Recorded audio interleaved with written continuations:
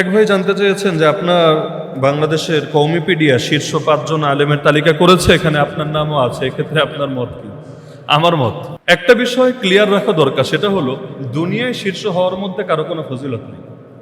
আখিরাতে শীর্ষ হওয়াটাই হলো আসল বিষয়। আল্লাহকুমুত তাকাসুর, আল্লাহ বলেন দুনিয়ায় বাড়ানোর প্রতিযোগিতা তোমাদেরকে ধ্বংস করে দিয়েছে, হাত্তা যুরতুমুল মাকাবির, এভাবেই তোমরা কবরে চলে গিয়েছো। ফাস্তাবিকুল খায়রাত, তোমরা প্রতিযোগিতা করো দ্বীনি লাইনে নেক আমলের ব্যাপারে।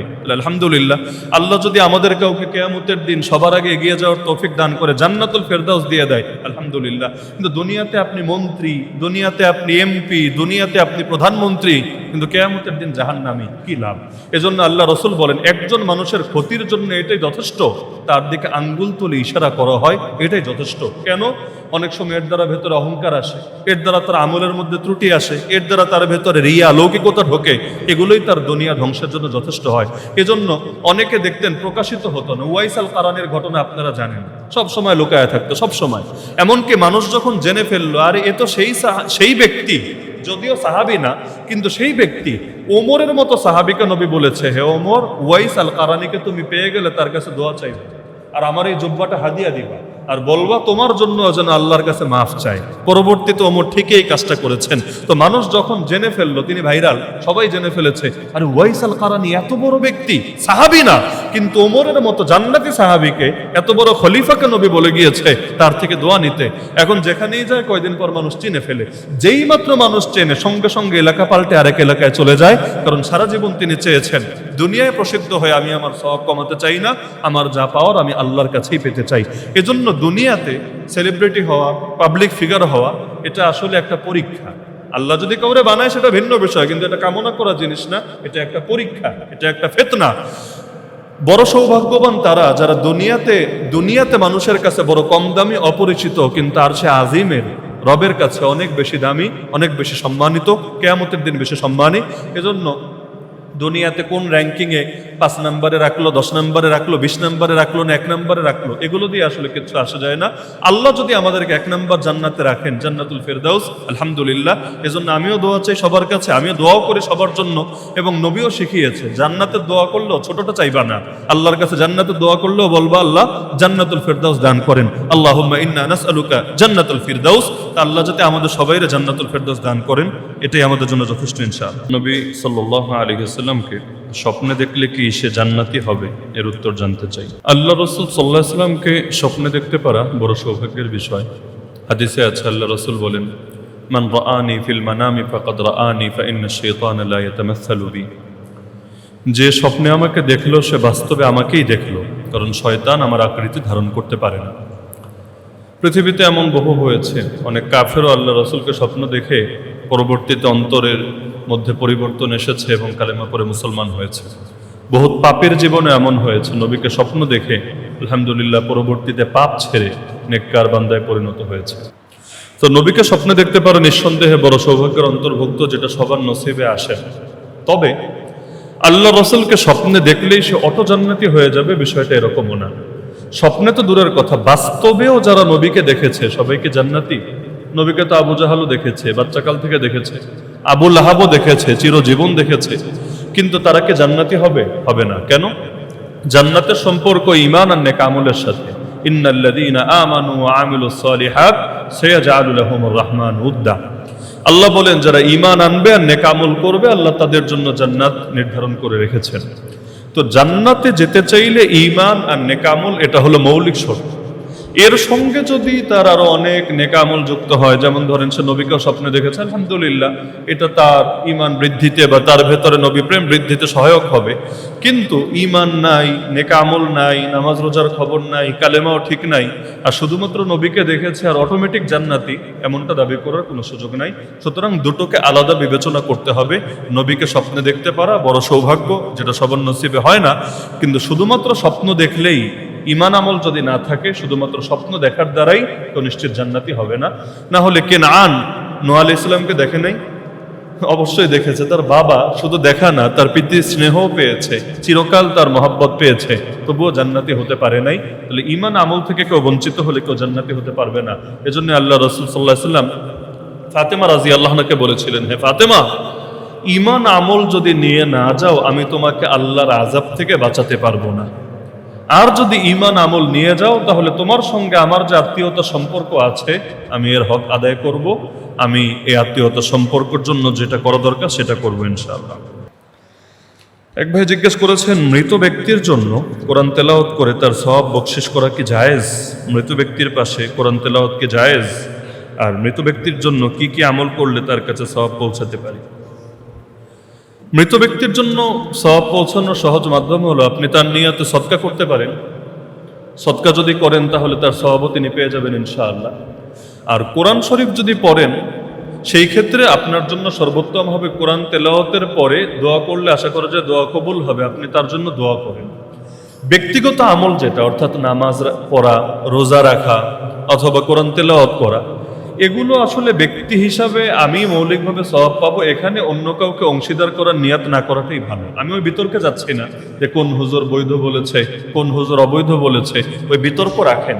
কিন্তু মনে রাখবেন মৃত ব্যক্তির জন্য আপনি যদি কিছু করতে চান তাহলে দান সদকা বা এই জাতীয় কোনো নেক আমল করেন, এটা তার পক্ষ থেকে সে ওসিয়ত করে যাক বা না যাক, আপনাকে নির্দেশ দিয়ে যাক বা না যাক, আপনি তার পক্ষ থেকে এটা স্বাধীনভাবে করতে পারেন। এমনকি কোরবানিও আল্লাহ রাসূল সাল্লাল্লাহু আলাইহি ওয়াসাল্লামের নিয়তে বা আপনার যে কোনো মৃত ব্যক্তির নিয়তে নিজেরটা দেওয়ার পরে নফল কোরবানিও দিতে পারেন। কিন্তু তেলাওয়াত, নামাজ বা এই জাতীয় কাজ এগুলো অন্য কারো পক্ষ থেকে অন্য কারো নিয়তে না করাই ভালো, বরঞ্চ আপনি করার পরে দোয়া করেন। আপনি করার পরে আল্লাহর কাছে দোয়া করেন যে আল্লাহ আমি তো একটা নেকামল করলাম, তাহলে সেই ক্ষেত্রে আপনি তার কবরের আযাব মাফ করেন, তাকে জান্নাতে উচ্চ মর্যাদা দান করেন ইত্যাদি ইত্যাদি। আর মৃত ব্যক্তির পাশে ইসলাম আমাদেরকে শিখিয়েছে তালকিন করা। আল্লাহ রাসূল বলেন লাকিনু মাউতাকুম লা ইলাহা ইল্লাল্লাহ, মৃত্যু পথযাত্রী যারা তোমরা তাদেরকে লা ইলাহা ইল্লাল্লাহ তালকিন করো, অর্থাৎ পাশে বসে লা ইলাহা ইল্লাল্লাহ নিজে নিজে পড়তে থাকা, তাকে আদেশ না দেওয়া। কারণ আপনার পড়ার দ্বারা তার ভেতরে কালেমা থাকলে এমনি মনে আসবে। আর এটা সবাই জানে যে মরার আগে কালেমা পড়তে পড়তে যদি মরণ হয় তাহলে জান্নাতি হবে, এই হাদিস সবাই জানে। ডাইরেক্ট আদেশ করা উচিত না, কারণ যেহেতু সে সময় কষ্ট হয়, অনেক সময় আদেশ করলে বিরক্ত হয়ে সে খারাপ কথা বলে বসতে পারে, যেটা তার ঈমানের জন্য খতরনাক হবে। পাশাপাশি মৃত ব্যক্তি যেহেতু সেই সময় অনেক কষ্টে থাকে, কেউ যদি রুকিয়ার নিয়াতে, রুকিয়া মানে হলো ঝাড়ফুঁক করা, এজন্য কোরআনের কোনো আয়াত পড়ে অথবা নবীর কোনো হাদিস পড়ে এবং তাকে কিছু ফুয়ো দেয় অথবা এমনিও যদি পড়তে থাকে এই জন্য যে আল্লাহ তাকে যাতে সহজ করে দেন, সেটা আয়াতুল কুরসি হোক আর অন্য যা কিছুই হোক না কেন, নিষেধাজ্ঞা নাই, সুযোগ আছে। তবে মূল কাজ হলো তালকিন করা, লা ইলাহা ইল্লাল্লাহ তালকিন করা। এটা বাদ দিয়ে অন্যগুলো করলে এটা উত্তম হবে না, তালকিনটাই প্রাধান্য দেওয়া দরকার। আমরা জানি কোনো মুসলমানের টাকা কোনো মুসলমান জুলুম করে খেলে কিয়ামতের দিন তার প্রতিদানে নেক আমল দিতে হবে। যদি কোনো হিন্দুর টাকা কোনো হিন্দু জুলুম করে খেয়ে ফেলে কিয়ামতের দিন তখন কি হবে? প্রশ্নকারী মুসলমানের পরে এখন হিন্দুদেরকে নিয়েও চিন্তায় আছে যে কিয়ামতের দিন তাদের কি হবে। এক হিন্দু যদি আর এক হিন্দুরটা খেয়ে ফেলে, নেক আমল তো আর ভাগাভাগি করার কিছু নাই, কারণ ওদের নেক আমল কোনো কিছু আল্লাহর কাছে গ্রহণযোগ্যই না। বাকি এর জন্য তাকে ক্ষতিগ্রস্ত হতে হবে, কারণ কারো হক নষ্ট করলে শুধু নেক আমল দেওয়াটাই একমাত্র বিনিময় না। যেমন হাদিসের মধ্যে আছে, এক ছাগল, গত সপ্তাহে আমি হাদিস শুনিয়েছিলাম, এক শিংওয়ালা ছাগল শিংহীন ছাগলকে গুঁতো মেরেছিল। ছাগলের জন্য তো জান্নাতও নাই, জাহান্নামও নাই, কিছুই নেই, কিন্তু এক শিংওয়ালা ছাগল শিংহীন ছাগলকে গুঁতো মেরেছিল। কিয়ামতের দিন আল্লাহ শিংহীন ছাগলকেও শিং দিয়ে দিবেন এবং আল্লাহ তাআলা ওই শিংওয়ালা ছাগলের থেকে তার যেটা প্রাপ্য আল্লাহ তাআলা এই জুলুমের বদলা উসুল করে নেবেন।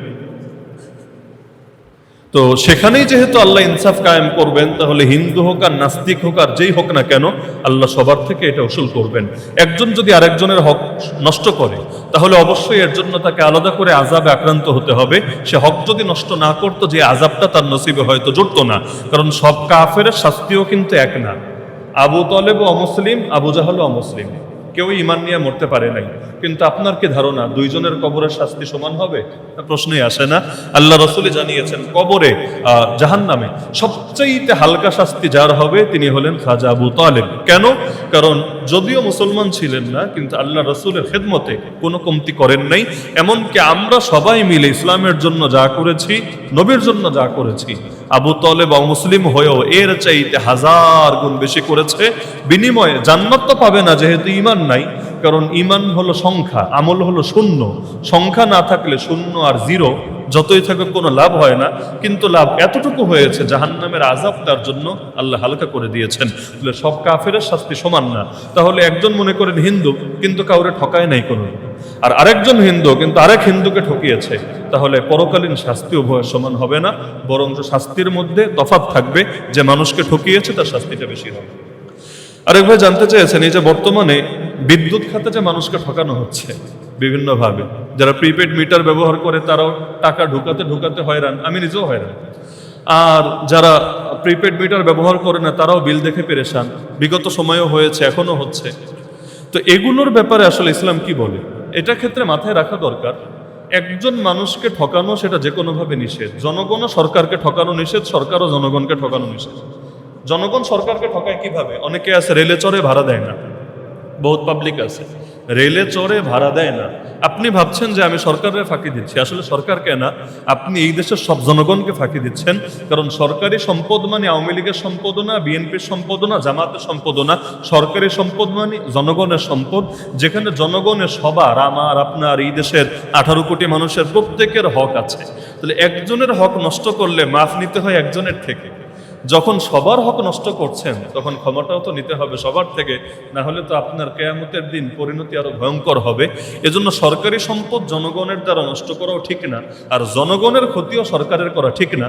অনেক সময় যেটা হয় যে সরকারকে বিব্রত অবস্থায় ফেলার জন্য তাদের মাথায় কাঁঠাল রেখে ওই কাঁঠাল ভেঙে ফায়দা নেওয়ার জন্য এটা বহু টাইপেরই আচরণ করে, যার মধ্যে অন্যতম হলো এই টাইপের ভুতুরে আচরণ, ভুতুরে বিল।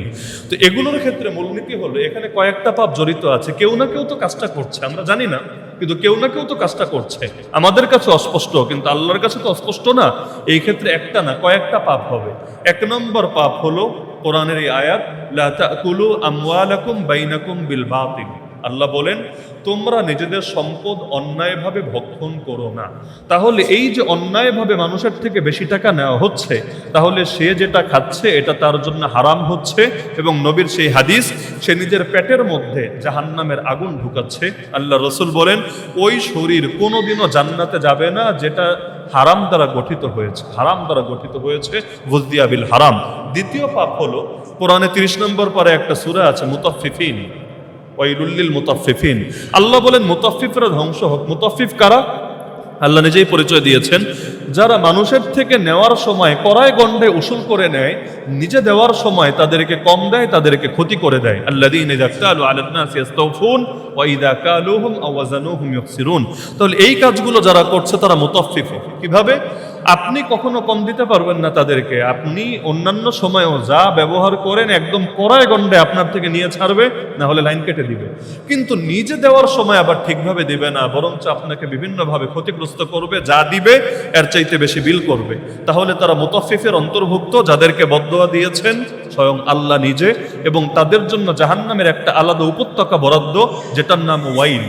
ওয়াইল হলো জাহান্নামের একটা ভয়ঙ্কর জায়গা, আল্লাহ এটা তাদের জন্য বরাদ্দ করে রেখেছেন। 3 নম্বর হলো ধোঁকা, প্রতারণা। আল্লাহ নবী মদিনার বাজারে গেলেন, মুসলিম শরীফের হাদিস, গিয়ে এক খাদ্যের দোকানে গেলেন, গিয়ে এক স্তূপ খাদ্যের ভেতরে হাত ঢুকিয়ে দিলেন। স্তূপ তো বুঝেন, মনে করেন বস্তায় ভরা খাবার, নবী মাঝখানে হাত ঢুকিয়ে দিলেন। তো উপর দিয়ে তো খাবার মাশাআল্লাহ, কিন্তু ভেতরে আল্লাহ নবী টের পেলেন ভিজা ভিজা। বের করলেন, দেখলেন যে আসলেই তো ভিজা। নবী জিজ্ঞেস করলেন কি ব্যাপার, উপর দিয়া মাশাআল্লাহ, ভেতরে অবস্থা কেন? সে বললে ইয়া রাসূলুল্লাহ, আমার কোনো দোষ নাই, বৃষ্টিতে ভিজে গেছে, আমি কি করব? আল্লাহ রসুল বললেন তো উপরে রাখলে না কেন? উপরে রাখলে মানুষ দেখতো, এরপর নিবে কি না নিবে এটা সে সুন্দরভাবে সিদ্ধান্ত নিতে পারতো। এই যে উপর দিয়ে একরকম দেখালা, ভেতরে আরেক রকম দিলা, এটা হলো ধোঁকা। এরপর নবী বলেন যে আমাদেরকে ধোঁকা দেয় সে আমার উম্মতি না, মান গাশশানা ফালাইসা মিন্না। যে আমাদেরকে ধোঁকা দেয়, আমাদেরকে মানে নবীকে না, নবীর উম্মতকে, যে আমাদেরকে ধোঁকা দেয় সে আমাদের উম্মতি না। তাহলে আজকে যারা ধোঁকাবাজি করছে, আপনার নামে যা ইচ্ছা লিখে দিচ্ছে, তাহলে তারা নবীর উম্মত পরিচয় দেওয়ার কোনো নৈতিক অধিকারই রাখে না। আর সর্বশেষ পাপ হলো আমানতের বিপরীতটা, খেয়ানত। আমানত মানে অনেকে আবার বোঝে না, অনেকে ভাবে আমানত মানে আমি টাকা রাখলাম আপনার কাছে, দেওয়ার সময় ঠিকভাবে দিলে আপনি আমানত দেন না। রে ভাই, ইসলামে আমানত অনেক ব্যাপক। আমানত মানি ইসলাম, ইসলাম মানি আমানত।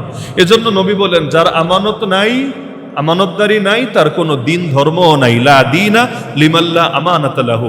আপনার সাথে আমি মনে করেন আলাদা করে কথা বললাম, অনেক সময় হয় না আমরা সিক্রেট আলাপ করি, আপনার সাথে আমি কথা বললাম, আমি আপনাকে আলাদা করে বলি নাই ভাই এটা কাউরে বইল না, গোপন রাখো, আমি বলি নাই, কিন্তু আপনি জানেন যে এটা পাবলিক প্লেসে বলার মতো কথা না, এটা আমি আপনাকে বিশ্বাস করে আপনার কাছে আমি শেয়ার করেছি, আপনি গিয়ে এটা ফেসবুকে পোস্ট দিয়ে দিলেন, আপনি গিয়ে জাতিরা জানায় দিলেন, আমি কিন্তু না করি নাই জানাতে। আল্লাহ রাসূলের হাদিস অনুসারে আপনিও খেয়ানত করেছেন। কিভাবে? নবী বলেন আল মাজালিসু বিল আমানা। একটা মজলিস বুঝেন, এই যে বৈঠক আমরা করছি, এই বৈঠকগুলো আমানত। বৈঠকের মধ্যে যে কথা হবে এটা আমানত হিসাবে থাকবে, যদি না সেটা আম কথা হয় আমানত হিসাবে থাকবে, এটা বাইরে প্রকাশ করা যাবে না। এজন্য কথারও আমানত আছে, সম্মানেরও আমানত আছে, সম্পদের আমানত আছে। সরকারের কাছে আমাদের নিরাপত্তা, আমাদের জানমাল সবকিছু আমানত। আল্লাহ রাসূল কিয়ামতের 15টা আলামত বলেছেন এক হাদিসে, তিরমিজিতে আছে এই হাদিস। নবী বলেন কিয়ামতের একটা আলামত হলো আমানতকে গনিমত বানিয়ে ফেলবে। আমানত মাগনামা। আমানতকে গনিমত মানে কি? গনিমত মানে আমার যেমনি ইচ্ছা আমি এমনি এটা ব্যবহার করব। আমানতকে কিছু লোক এখন গনিমত বানায়, যদি কোনোভাবে ওর কাছে আমানত যায় যেমনি মনে চায় এমনি নিজস্ব স্বার্থে ব্যবহার করতে থাকে, যেটা ক্ষমতাসীনরা সবচাইতে বেশি করে, আল্লাহ মাফ করুক। এজন্য দায়িত্ব আমানত।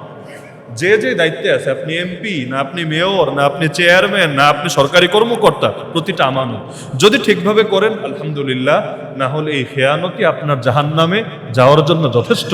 আর হাদিসে আছে প্রত্যেক গাদ্দারকে, প্রতারককে আল্লাহ কিয়ামতের দিন আলাদা ঝান্ডা গেড়ে দিবেন তার পেছনে।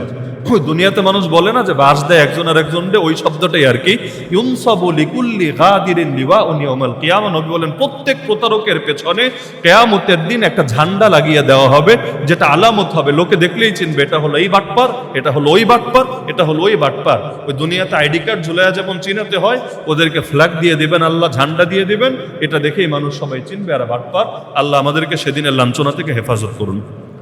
এক ভাই জিজ্ঞেস করেছেন মৃত ব্যক্তি সম্পত্তি ওয়ারিশের মধ্যে বন্টনের বিষয়ে পবিত্র কোরআন শরীফে বর্ণিত রয়েছে। আমার প্রশ্ন, জীবিত ব্যক্তি তার সম্পত্তি ওয়ারিশের মধ্যে ইচ্ছানুযায়ী অর্থাৎ কম বেশি ওসিয়তনামার মাধ্যমে বন্টন করতে পারবে কিনা? কোন ওয়ারিশ তার প্রাপ্য সম্পত্তি স্বইচ্ছায় পরিত্যাগ করলে তাকে বাদে অন্যান্য ওয়ারিশগণের মধ্যে জীবিত ব্যক্তি ওসিয়তনামার মাধ্যমে সম্পত্তি কম বেশি অর্থাৎ কম কাউকে বেশি বন্টন করতে পারবে কিনা, এ বিষয়ে ইসলামের বিধিবিধান কি? আমি আগেও একটা হাদিস শুনিয়েছিলাম, আবারও শুনি। সহিহ বুখারীতে বর্ণিত আছে, নোমান বিন বশীর রাদিয়াল্লাহু আনহু হাদিস। তিনি তার এক পুত্র সন্তানকে একটা বাগান দিতে চাইলেন, কিন্তু তার স্ত্রী রাজি না, যে তুমি এককভাবে তোমার ছেলেকে এটা দিতে পারবা না। তিনি যখন স্ত্রীকে কোনোভাবে বোঝাতে পারছেন না, নবীর কাছে হাজির, ইয়া রাসূলুল্লাহ আমার সম্পদ আমি আমার ছেলেকে দিব, আমার বউ ঘাটতারামি করছে, আমাকে দিচ্ছেন না, তাহলে আপনি সাক্ষী থাকেন, আমি এই সম্পদটা আমার ছেলেকে দিতে চাই, আপনি পারমিশন দিলে আমার বউয়ের মতামতের এখানে কোনো ধর্তব্য নেই। আল্লাহ রাসূল জাস্ট প্রশ্ন করলেন, আচ্ছা সব সন্তানকেই কি তুমি সমান দিচ্ছ? সে বলল, না ইয়া রাসূলুল্লাহ, আর কাউরে কিছু দিচ্ছি না, এটা আমি এককভাবে শুধু তাকে আমি দিচ্ছি। নবী বললেন, তাহলে এই পাপের ব্যাপারে আমাকে সাক্ষী রাখতে আইসো না, ভাগো এখান থেকে। তাহলে এই হাদিস থেকে আলাদা ফতোয়া লাগবে না, এই হাদিস থেকে আমাদের জন্য একটা শিক্ষা বের হয়। মনে রাখবেন, আপনি যখন মরে গেলেন আপনার সম্পদ এটা আর আপনার সম্পদ নাই, এটা ওয়ারিশের সম্পদ, এবং তাদের মধ্যে কিভাবে বন্টিত হবে এটা আল্লাহ কোরআনে বিশাল বিশাল আয়াত দিয়ে, বিশেষ করে সূরা নিসার মধ্যে আল্লাহ জানিয়ে দিয়েছেন। এটা নিয়ে আপনার চিন্তা করারও কোনো দরকার নাই, শরীয়তে এটা সমাধানের জন্য যথেষ্ট। জীবিত অবস্থায় আপনার কি ঠেকা পড়লো যে এভাবে সম্পদগুলো তাদের মধ্যে ভাগ করা? হ্যাঁ, জীবিত অবস্থায় মানুষ সাধারণভাবে দান করে, হাদিয়া দেয়, বিক্রি করে, বহু কিছুই করে, কিন্তু ওয়ারিসদের মধ্যে ভাগ করার প্রসঙ্গটা কেন দেখা দিল? কমন কারণ হলো যে আমার এই ছেলেটা আমারে বেশি দেখে, আমি ওরে দিব, ওই ছেলে আমারে কম দেখে, আমি ওরে দিব না, অথবা আমার সন্তানরাই খালি পাবে, আমার বউরে আমি দিব না, বা আমার বোনরে আমি দিব না, আমার ভাইরে আমি দিব না। মানে মোট কথা কারো না কাউ প্রতি রাগ, ক্ষোভ, অভিমান অথবা তাদেরকে ঠকানোর নিয়তটাই কিন্তু থাকে। এই নিয়তে আপনি যখন কাজ করছেন এটা ইসলামের দৃষ্টিতে যায় না, কারণ কার কতটুকু প্রাপ্য এটা আল্লাহই ভালো জানেন, আল্লাহই সেভাবে বন্টন করেছেন। যার কারণে আমাদের পরামর্শ থাকবে যে জীবিত অবস্থায় এভাবে করার দরকার নেই, কারণ নবী নিজেই যেখানে সাক্ষী হন নাই তার এক সাহাবীর ব্যাপারে, আমাদের কি দরকার এই কাজগুলো করার? হ্যাঁ, কখনো যদি এমন হয় যে কোনো সন্তান এমনভাবে নষ্ট হয়েছে, আল্লাহ মাফ করুক, যে তার হাতে সম্পদ গেলে এর দ্বারা সমাজের ক্ষতি হবে, রাষ্ট্রের ক্ষতি হবে, সেই ক্ষেত্রে আপনি মুফতিদের সাথে পরামর্শ করে কোনো কার্যকর সিদ্ধান্ত নিতে পারেন। আর কিছু ক্ষেত্রে ইসলামেরও নীতি আছে, যেমন কেউ যদি বেঈমান হয়ে যায়, আল্লাহ মাফ করুক, নাস্তিক হয়ে গেছে, কাফের হয়ে গিয়েছে, তাহলে ইসলামের নীতি হলো তার বাপ যদি যত সম্পত্তি রেখে যাক না কেন সে কোনো সম্পদের ওয়ারিশ হবে না। লা ইয়ারিসুল মুসলিমুল কাফির ওয়ালাল কাফিরুল মুসলিমা। এরকম ইসলামের কিছু নীতিমালা আছে, সেটা মুফতিদের সাথে পরামর্শ করে আপনারা সিদ্ধান্ত নেবেন। বাকি সাধারণ পরামর্শ হলো যে সন্তানদের মধ্যে বা ওয়ারিসদের মধ্যে বিভাজন করার জন্য এই জাতীয় কোনো ওসিয়াতনামা করার দরকার নেই। আপনার সম্পদ নিয়ে আপনার টেনশনই করার দরকার নেই, এগুলো আপনি মরার পর যথাযথভাবে ভাগ হবে ইনশাআল্লাহ। হ্যাঁ, আপনি ফিকির করলে একটা জিনিস নিয়ে করতে পারেন, সেটা হলো যে কিছু সম্পদ যদি মসজিদ মাদ্রাসার জন্য অথবা দিনই কোনো সদকা জারিয়া হিসাবে আপনি রেখে যেতে চান, এটার জন্য কিভাবে ওসিয়াত করতে হবে সেটা আপনি আলেমদের সাথে পরামর্শ করে ওই কাজটা করতে পারেন, যেটা মরার পরেও আপনার জন্য একটা সওয়াবের জরিয়া হবে বা সদকায় জারিয়া হবে। আলহামদুলিল্লাহ, এছাড়া অন্য কিছু করার দরকার নেই।